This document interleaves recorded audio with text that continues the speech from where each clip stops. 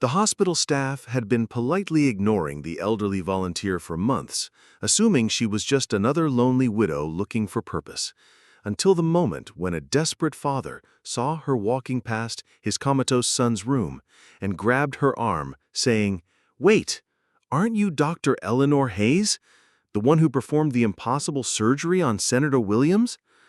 And suddenly, the woman they dismissed as just a volunteer was revealed as the most celebrated brain surgeon of her generation. The fluorescent lights of St. Mary's Medical Center hummed their eternal song above corridors that never truly slept, casting their harsh glow over a world where life and death decisions were made hourly, where miracles and tragedies unfolded side by side, and where the boundary between hope and despair was as thin as a surgical blade.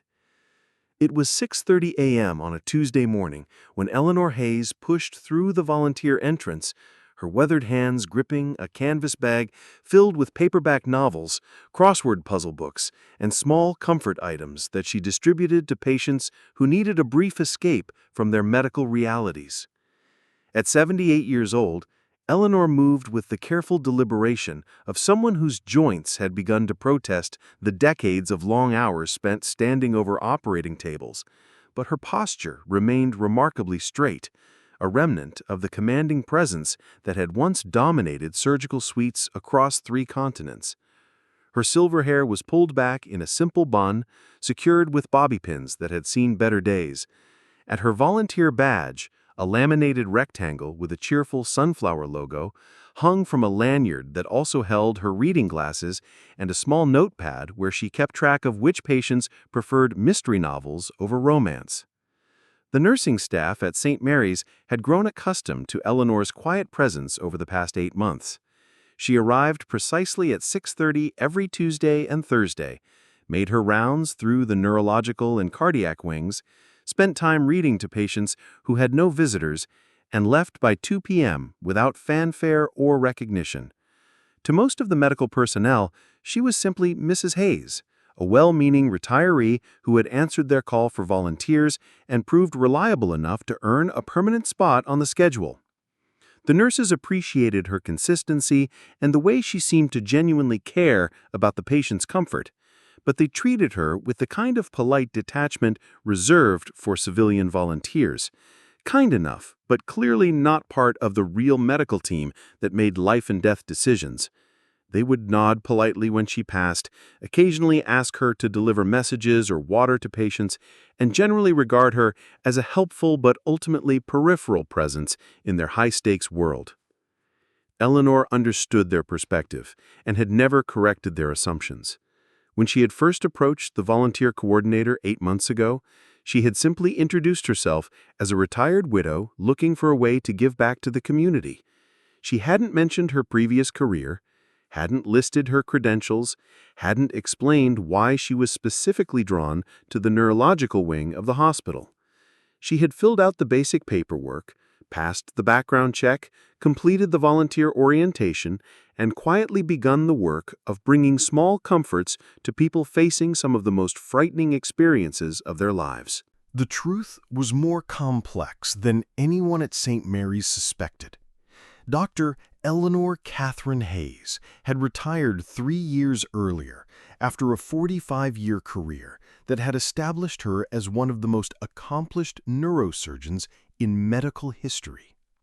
She had performed over 3,000 brain surgeries, pioneered techniques that were still taught in medical schools around the world, and saved the lives of senators, celebrities, and countless ordinary people whose families had traveled across continents seeking her expertise. Her retirement had been voluntary but difficult. After losing her husband to cancer and watching her own hands develop the subtle tremor that eventually affects even the steadiest surgeons, she had made the painful decision to step away from active practice while she could still do so with dignity. The transition from being one of the most sought-after medical specialists in the world to being a widow living alone in a quiet suburban home had been more jarring than any surgery she had ever performed. Volunteering at St. Mary's had begun as a way to stay connected to the medical world without the pressure of making critical decisions. She told herself she was just helping out, bringing books and conversation to patients who needed distraction from their fears. But walking through the neurological wing, seeing the families gathered around hospital beds, hearing the medical discussions in the hallways, it kept her connected to the calling that had defined her entire adult life. This particular Tuesday morning started like all the others. Eleanor made her way through the cardiac wing first, stopping to check on Mrs. Rodriguez, who was recovering from bypass surgery and had developed an addiction to mystery novels during her extended stay. She spent 20 minutes reading aloud from an Agatha Christie novel, her voice calm and soothing as Mrs. Rodriguez dozed fitfully between chapters. Next was the pediatric ward, where she always saved extra time for the children whose stays were longer than their attention spans. 8-year-old Emma Patterson was back for another round of chemotherapy, and Eleanor had brought her a new coloring book featuring elaborate mandala designs that the little girl could work on between treatments. "Are you a doctor?" Emma asked as Eleanor helped her arrange the new colored pencils her mother had brought from home. "I used to be," Eleanor replied honestly, as she always did when children asked direct questions. "Now I'm just here to make sure you have plenty of things to color." "What kind of doctor were you?" "I fixed people's brains when they were hurt." Emma considered this seriously. "That sounds really important." "All doctoring is important," Eleanor said. "But right now, the most important thing is making sure you have enough purple pencils for that flower you're working on." It was nearly 11 a.m. when Eleanor reached the neurological wing, her final stop of the morning. This was always the most emotionally challenging part of her volunteer work, because she understood too well what the families were going through. She could read the subtleties in the medical charts that hung outside each room, could interpret the significance of the machines and monitors that most civilians found intimidating and mysterious. Room 314 had been occupied for 3 weeks by 17-year-old Michael Chen, a high school senior who had suffered a traumatic brain injury in a car accident. His parents, David and Susan Chen, had been maintaining a bedside vigil that had aged them visibly over the past month. Eleanor had spoken with them briefly on previous visits, offering to read to Michael even though he remained in a medically induced coma, explaining that hearing familiar voices and stories could sometimes help patients during the healing process. As Eleanor walked past room 314, she could see through the partially open door that David Chen was sitting in the chair beside his son's bed, holding the teenager's hand and speaking in the low, steady voice that parents use when they're trying to convince themselves, as much as their children, that everything will be okay. Susan Chen was curled up on the small couch under the window, her exhaustion evident in every line of her body. Eleanor had learned from the nursing staff that Michael's case was particularly challenging. The initial surgery had stopped the immediate bleeding in his brain, but significant swelling remained, and the neurological team was uncertain about the extent of potential long-term damage. The family had been told to prepare for the possibility that Michael might never fully recover, that even if he woke up, he might face cognitive deficits that would alter the trajectory of his young life. Eleanor was walking past the room when David Chen looked up and saw her through the doorway. Something in her face, some quality of her expression, or the way she moved, made him stand up abruptly and step toward the hallway. "Excuse me," he called, softly, not wanting to disturb other patients, but clearly needing to speak with her. Eleanor stopped and turned, her volunteer smile ready, expecting to be asked about books or magazines for the long hours of waiting. But David Chen was staring at her with an intensity that suggested recognition, his eyes moving across her features as if he was trying to solve a puzzle that had been troubling him for weeks. "I'm sorry to bother you," he said, stepping closer, "but you look familiar. Haven't we met before?" Eleanor shook her head politely. I don't think so. I'm just a volunteer here. I bring books and things to patients. But David Chen wasn't satisfied with that answer. He continued studying his face, and Eleanor could see the moment when recognition clicked into place. His eyes widened, his mouth opened slightly, and he reached out instinctively to grab her arm. "Wait," he said, his voice rising with excitement and disbelief. "Aren't you Dr. Eleanor Hayes, the neurosurgeon?" Eleanor felt her carefully maintained anonymity crumbling around her. "I'm just a volunteer," she repeated quietly, but her tone lacked conviction. "No," David Chen said, his grip on her arm tightening with desperation. "You are Dr. Hayes. I know you are. You performed surgery on Senator Williams 3 years ago. It was all over the news. They said it was impossible, that no surgeon in the world could save him, but you did. You saved his life when everyone else had given up." The mention of the Williams case made it impossible for Eleanor to continue denying her identity. The surgery had indeed been widely publicized because of the senator's prominence and the supposedly impossible nature of his condition. A brain aneurysm that multiple specialists had declared inoperable, located in a position that made traditional surgical approaches prohibitively dangerous.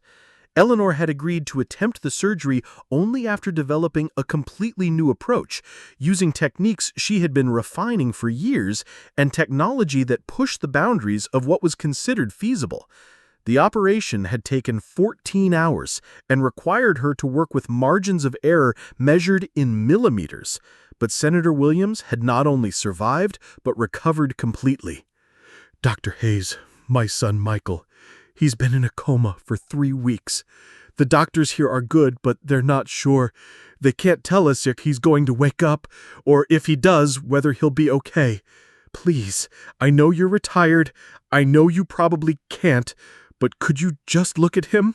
Could you just tell us what you think?" Eleanor looked past David Chen into room 314, where she could see Michael's still form connected to the monitors that were monitoring his vital signs and brain activity. From the doorway, she could observe the positioning of the monitors, the types of medications being administered, the overall setup that told a story about his condition to anyone trained to read the clinical language. "Mr. Chen," she said gently, "I'm not on staff here. I can't provide medical opinions or advice. Your son is being cared for by qualified neurologists who—" "Please," Susan Chen interrupted, having risen from the couch and joined her husband in the hallway. "Just look at him. You don't have to do anything. You don't have to make any promises. Just use your expertise to help us understand what we're facing." The desperation in their voices was something Eleanor recognized from thousands of similar conversations over the decades. Families clinging to hope, looking for any sign that their loved one might recover, seeking reassurance from someone who might see possibilities that others had missed. "Dr. Hayes," David Chen said, "I've read about your work, the children you've saved, the impossible cases you've taken on when other surgeons wouldn't even try. If there's any chance, any possibility that Michael could be helped, please don't walk away." Eleanor looked at the two parents standing before her, saw the exhaustion and fear and desperate love that had sustained them through 3 weeks of uncertainty, and felt the familiar pull of a calling that had defined her entire professional life. She had walked away from surgery, but she had never stopped being a doctor in her heart. "I can look at his charts," she said quietly. "I can review his scans and give you my informal opinion about his condition, but I want to be very clear that I'm not his treating physician, and any decisions about his care need to be made with his medical team." The relief that flooded across the Chen's faces was immediately visible. They led her into room 314, where Michael lay surrounded by the technological apparatus of modern medicine. Eleanor approached his bed with the practiced eye of someone who had spent decades evaluating patients in similar conditions. She studied the monitors displaying his intracranial pressure, reviewed the medication chart that showed the drugs being used to control brain swelling, and examined the positioning of the drainage tubes that were helping to relieve pressure in his skull. Most importantly, she observed Michael himself, the subtle responses that might indicate increasing awareness, the reflex reactions that could suggest intact neurological pathways. His initial scans showed significant swelling in the frontal lobe, Susan Chen explained, pulling up digital images on the bedside computer. They did surgery to relieve the pressure, but they're not sure about permanent damage. Eleanor studied the scans with the expertise of someone who had interpreted thousands of similar images. She could see the areas of concern, but she could also see signs that the medical team might have overlooked or underestimated. "May I?" she asked, gesturing toward Michael's head. David Chen nodded eagerly. Eleanor gently lifted Michael's eyelids, checking his pupil responses with a small pen light she'd produced from her volunteer bag. She tested his reflexes, observed his breathing patterns, and performed a series of subtle neurological assessments that took only minutes but provided volumes of information to someone trained to interpret the results. "His pupils are reactive and equal," she said, speaking more to herself than to the parents. "Muscle tone is good. Reflexes are present but not hyperactive. The swelling appears to be resolving more rapidly than the initial prognosis suggested." She turned to face the Chens, her expression cautiously optimistic. "I'm not his doctor, and I can't make any guarantees. But based on what I'm seeing, I believe Michael has a very good chance of making a meaningful recovery. The areas of his brain that control higher cognitive functions appear to be largely intact. The coma may be more protective than pathological at this point." "What does that mean?" Susan Chen asked, hardly daring to hope. "It means his brain is healing itself," Eleanor explained. "Sometimes when the brain suffers trauma, a coma is the body's way of reducing activity and inflammation while repair processes take place. The fact that his reflexes are intact and his pupils are responding normally suggests that the fundamental structures are working." She paused, choosing her words carefully. "I've seen cases very similar to Michael's. Young people have remarkable healing capacity. With proper rehabilitation, I would expect him to wake up within the next week or two, and with time in therapy, to recover most, if not all, of his cognitive abilities." The transformation in the room was immediate. David Chen began crying openly, while Susan Chen sank into her chair with relief so profound it seemed to age her in reverse. They had been living with the fear that their son might never wake up, or that if he did, he would be forever changed. Eleanor's assessment didn't guarantee anything, but it provided the hope they had been desperately seeking. Word of Eleanor's presence in room 314 spread quickly through the neurological wing. Nurses who had been treating her as just another volunteer began whispering among themselves about the elderly woman who was apparently one of the most famous brain surgeons in the world. The attending physician, Dr. Martinez, approached her with a mixture of professional curiosity and slight embarrassment at not having recognized her earlier. "Dr. Hayes," he said respectfully, "I had no idea you were volunteering here. I'm honored to meet you. I actually attended a lecture you gave at Johns Hopkins about minimally invasive techniques for deep brain lesions. It completely changed how I approach certain cases." Eleanor nodded politely, uncomfortable with the attention, but understanding that her cover had been permanently blown. "Dr. Martinez, you're doing excellent work with Michael Chen. I was just offering the family some additional perspective." "Would you be willing to review some of our more challenging cases?" Dr. Martinez asked hopefully. "We have several patients who might benefit from your expertise, even in a consulting capacity." Eleanor hesitated. She had come to St. Mary's seeking the peace of anonymity, the simple satisfaction of helping people, without the weight of being the great Dr. Hayes.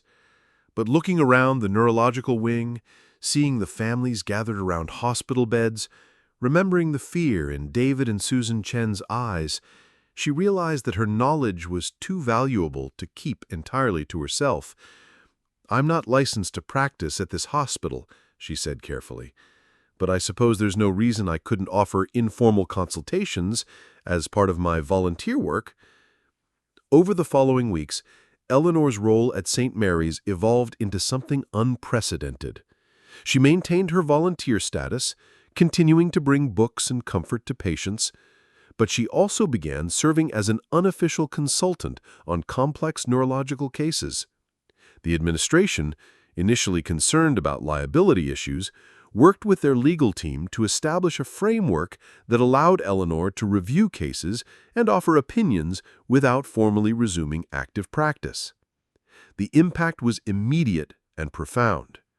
Several patients who had been given poor prognoses showed remarkable improvement after Eleanor suggested modifications to their treatment plans.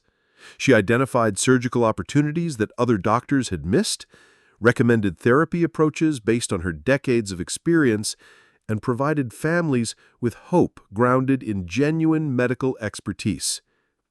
Michael Chen woke up 2 weeks later, exactly as Eleanor had predicted.